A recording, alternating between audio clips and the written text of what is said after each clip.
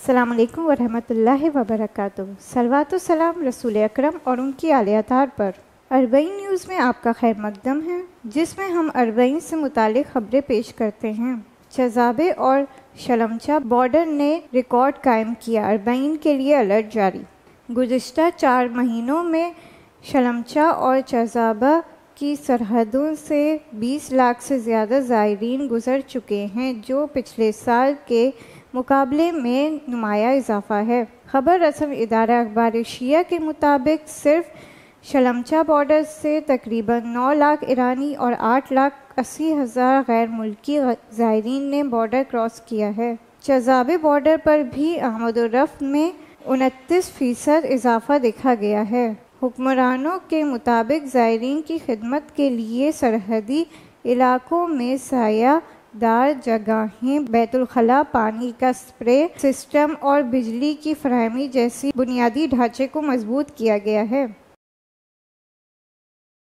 اب تک 10 لاکھ سے زیادہ ایرانی زائرین کا اربعین کے لیے رجسٹریشن۔ 18 جولائی 2025 سے اب تک 10 لاکھ سے زیادہ ایرانی شہریوں نے اربعین کے پیدل سفر میں شرکت کے لیے سما سسٹم میں رجسٹریشن کروایا ہے، جن میں 59% مرد اور 41% خواتین شامل ہیں۔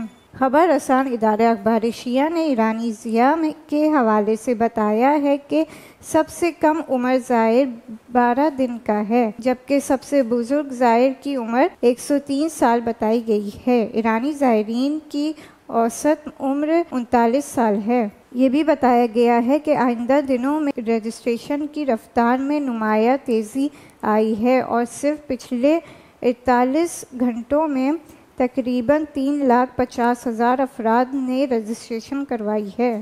اس سال کا اربعین 15 اگست 2025 کو منایا جائے گا، جو دنیا بھر کے شیعوں کا سب سے بڑا سال کا اجتماع ہے، جو امام حسین علیہ السلام کی یاد میں کربلا میں منعقد ہوگا۔ اطلاعات کے مطابق اس سال 40 لاکھ سے زیادہ ایرانی زائرین کی شرکت متوقع ہے۔ ریٹرز نے زور دیا ہے کہ یہ اجتماع نہ صرف شیعہ بلکہ دوسرے مذاہب کے ماننے والوں کے لیے بھی اہمیت رکھتا ہے اور علاقے میں مذہبی متفق ہونے کی علامت ہے۔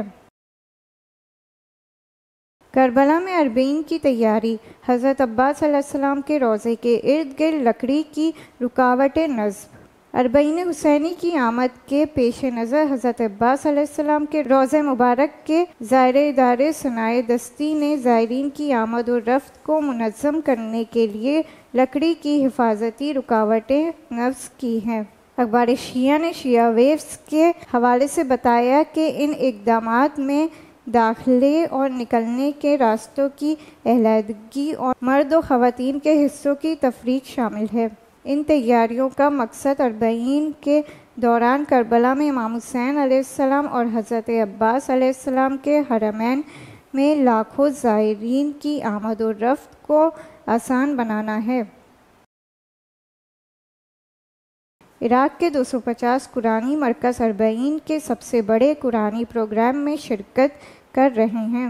عراق کے 250 سے زیادہ قرآنی ادارے اربعین کے لیے مخصوص قومی قرآنی منصوبے میں شریک ہیں، جو کہ کربلا کے زائرین کے راستے میں سب سے بڑی قرآنی سرگرمی تصور کی جا رہی ہے۔ اخبار شیعہ نے شیعہ ویوز کے حوالے سے بتایا ہے کہ یہ منصوبہ حرم امام علی علیہ السلام کے دارالقرآن اور عراق کی قرآنی یونین کے تعاون سے چلایا جا رہا ہے، جس میں 12 صوبوں میں 250 اسٹیشنز قائم کیے گئے ہیں۔ 1000 سے زیادہ مرد و خواتین استاد زائرین کی سورہ حمد اور دوسری سورت کی تلاوت کی اصلاح میں مدد فراہم کر رہے ہیں۔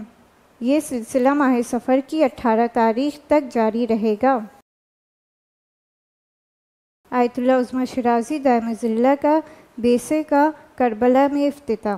مرجع علی قدر آیت اللہ عظمیٰ سید صادق حسینی شیرازی دائم ذلہ کے بیسہ اربعین حسینی کی آمد کے موقع پر کربلا مقدس میں باقاعدہ طور پر کھول دیا گیا ہے۔ یہ بیسہ پیر کی شام سے اپنی سرگرمیوں کا آغاز کر چکا ہے، جس میں باجماعت نماز کا انتظام اور مرجعیت کے نمائندوں، اداروں، دفتر اور دینی اور سماجی شخصیت کی شرکت شامل تھی۔ یہ بیسر حرم سید الشہداء علیہ السلام کے باب القبلہ کے سامنے واقع ہے اور زائرین کے لیے مختلف خدمات فراہم کر رہا ہے۔